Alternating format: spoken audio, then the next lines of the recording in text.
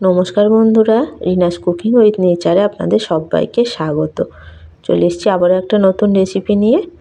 আমরা তো বাইরের দোকান থেকে টিক্কা, কাবাব বা পকোড়া সকলে কিনে থাকি। এরকম হেলদি আর টেস্টি কাবাব বা টিক্কা বাইরেতেও কিনে খেতে পাওয়া যায় না।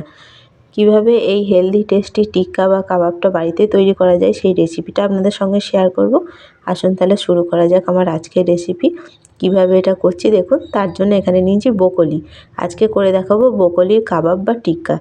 দেখুন ব্রোকলি একটা নিয়েছি আর ব্রোকলিটা এরকম ছোট ছোট টুকরো করে কেটে নিয়েছি। আর ব্রোকলির যে মাঝের যে শক্ত ডাঁটার মতো অংশটা থাকে, যেটা নরম যতটুকু ততটুকু ছোট ছোট টুকরো করে কেটে নিয়েছি। আর এখানে কড়ার মধ্যে আমি জল বসিয়ে দিয়েছি। গরম জলের মধ্যে অল্প দিলাম নুন দিয়ে জলটা ভালো করে একটু গরম করে নিয়ে ব্রোকলিগুলো একটু ভাপিয়ে নেব। হালকা করে ভাপিয়ে নেব যাতে ওই ডাঁটাগুলো একটু সেদ্ধ হয়ে যায়। খুব বেশি একদম সেদ্ধ করলে ব্রোকলির ফুলগুলো আবার গলে যাবে।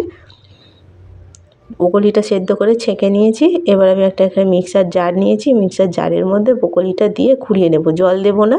আপনারা চপার থাকলে চপারে করেও কেটে নিতে পারেন, অথবা ছোট ছোট টুকরো করে সেই জারে দিয়ে আমি ঘুরিয়ে নিয়েছি। আর একটু দানা দানা ভাব আছে, একবারে মিহি করিনি। এবার এর মধ্যে কিছু উপকরণ দেব। তার জন্য এখানে দিচ্ছি কর্নফ্লাওয়ার। 1 চামচ মতো আমি কর্নফ্লাওয়ার দিলাম। আর দেব 2 চামচ মতো বেসন। তোমরা এর মধ্যে ময়দাও ব্যবহার করতে পারো। আর নিয়েছি কিছুটা চিলি ফ্লেক্স, আদা ছোট ছোট মিহি করে কুচিয়ে নিয়েছি, আর একটা পেঁয়াজ কুচিয়ে নিয়েছি। পরিমাণ মতো দিচ্ছি নুন। এবার দিচ্ছি গোলমরিচের গুঁড়ো। তোমরা ঝালটা যেমন পছন্দ করবে সেরকম দেবে। অল্প দিলাম একটু ধনেপাতা কুচি। এবার সব একসঙ্গে খুব ভালো করে এটা মেখে নেব। এর মধ্যে জল দেব না। তোমাদের যদি আরও প্রয়োজন মনে হয়, খুব বেশি যদি ভিজে ভিজে ভাব থাকে, তাহলে এর মধ্যে আরেকটু কর্নফ্লাওয়ার আর ময়দা হোক বা বেসন হোক দিয়ে দিও। দেখো এর মধ্যে আর জল দিইনি। এটাই ভালো করে একসঙ্গে সব মিশিয়ে মেখে নেব। সব কিছু একসঙ্গে খুব ভালো করে এটা মিশিয়ে নিয়েছি। এটা একটু ভিজে ভিজে মতো ভাব মনে হচ্ছে আমার কাছে, তাই আমি এর মধ্যে অল্প একটু ব্রেড ক্রাম্বস দিয়ে দিচ্ছি। ব্রেড ক্রাম্বস দিলে এই কাবাবটা মুচমুচেও হবে আর খেতেও ভালো লাগবে। আর যে জল জল ভাবটা আছে সেই জল জল ভাবটাও টেনে নেবে। অল্প এখানে 2-3 চামচ মতো ব্রেড ক্রাম্বস দিলাম। ব্রেড ক্রাম্বস দিয়েও ভালো করে একসঙ্গে মিশিয়ে নিচ্ছি। আমার রেসিপিগুলো আপনাদের কেমন লাগে কমেন্ট করে অবশ্যই জানাবে। রেসিপিগুলো ভালো লাগলে লাইক কমেন্ট শেয়ার করে দিও। আর চ্যানেলে নতুন বন্ধু হয়ে থাকলে চ্যানেলটা সাবস্ক্রাইব করার অনুরোধ রইল। দেখো সব একসঙ্গে খুব ভালো করে মেখে নিয়েছি। ঠিকঠাক মাখাটা না হলে কিন্তু কাবাব করলে তখন কাবাবগুলো ভেঙে যাবে, ঠিকঠাক হবে না। দেখো এবার এখান থেকে একটু একটু করে ডো নিয়ে ছোট ছোট বলের মতো প্রথমে করে নিচ্ছি। বলের মতো করে নিয়ে হাতে করে আমি কাবাবের শেপ দিয়ে নিচ্ছি। প্রথমে বলের মতো করে নিতে হবে, ভালো করে চেপে এইভাবে গোল করে কাবাবের মতো শেপ দিয়ে নেব। তোমরা যদি চাও এটা লম্বা শেপেও করতে পারো, বা যেমন পছন্দ তেমন শেপেরও তৈরি করে নিতে পারো। আমি এরকম গোল গোল করে কাবাব যেমন হয় বা টিক্কি হয় সেরকমই তৈরি করে নিচ্ছি। দেখো একটা তৈরি করা হয়ে গেল। আবারও একটু এখান থেকে কিছুটা নিলাম, নিয়ে আবারও হাতে করে এইভাবে গোল করে নিচ্ছি। গোল করে নিয়ে আবারও একটা টিক্কির শেপ দিয়ে নিচ্ছি। এইভাবে আমি গোল গোল করে হাতে করে চ্যাপ্টা চ্যাপ্টা করে নিচ্ছি। তোমাদের অসুবিধা হলে হাতে একটু অল্প তেল মাখিয়ে নিও। অবশ্য হাতে এটা সেরকম লাগছে না। এইভাবে করে ধারগুলো একটু সাইডগুলো ভালোভাবে করে গোল গোল করে নিচ্ছি। দেখো আবার একটা তৈরি হয়ে গেল। এইভাবে আমি বাকিগুলোও সব তৈরি করে নিচ্ছি। ব্রোকলি অনেকেই পছন্দ করে না খেতে, আবার অনেকে খায়। যে বাচ্চারা সবজি খেতে পছন্দ করে না, এই হেলদি আর টেস্টি খাবারটা একবার বানিয়ে দিলে তারাও খেয়ে নেবে। দেখো সব কাবাবগুলো এক এক করে তৈরি করে নিয়েছি। ব্রোকলি থাকলে এই রেসিপিটা একবার বানিয়ে খেয়ে দেখো, যেমন হেলদি তেমনই টেস্টি হয় খেতে।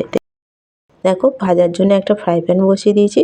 ফ্রাই প্যানের মধ্যে সাদা তেল দিলাম। 2 চামচ মতো সাদা তেল দিয়েছি। তেলটা ভালো করে গরম করে নিয়েছি। তেলটা গরম হয়ে যাওয়ার পর এক এক করে কাবাবগুলো আমি দিয়ে দিচ্ছি।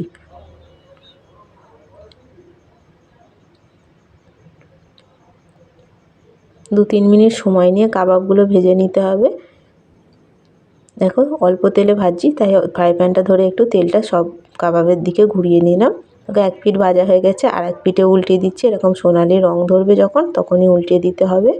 এইভাবে করে উল্টে পাল্টে কাবাবগুলো এক এক করে সব ভেজে নিতে হবে। আর যারা একটু বেশি ভাজা পছন্দ করো তারা এগুলো ডিপ ফ্রাই করেও খেতে পারো। ডিপ ফ্রাইয়ের থেকে কাবাব বা টিক্কি এগুলো একটু এরকম কম তেলে খেলে সেটা স্বাস্থ্যের পক্ষেও ভালো আর খেতেও খুব টেস্টি হয়। দেখো এক এক করে সমস্তগুলো উল্টিয়ে দিচ্ছি। দেখো কাবাব বা টিক্কিগুলো এক পিঠ ভাজা হয়ে গেলে আরেক পিঠে এইভাবে ঘুরিয়ে ঘুরিয়ে ভেজে নিতে হবে।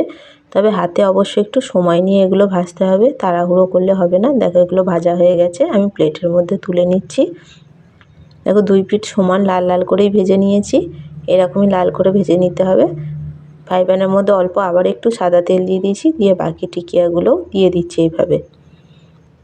আবারও একই রকমভাবে ভেজে নিচ্ছি। দেখো এগুলোও সব ভাজা হয়ে গেছে। এবার আমি এগুলো তুলে সার্ভ করে নিচ্ছি।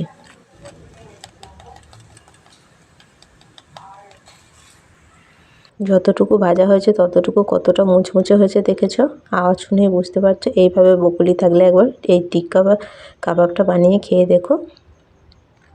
কাবাবের রেসিপিটা কেমন লাগলো কমেন্ট করে অবশ্যই জানাবে।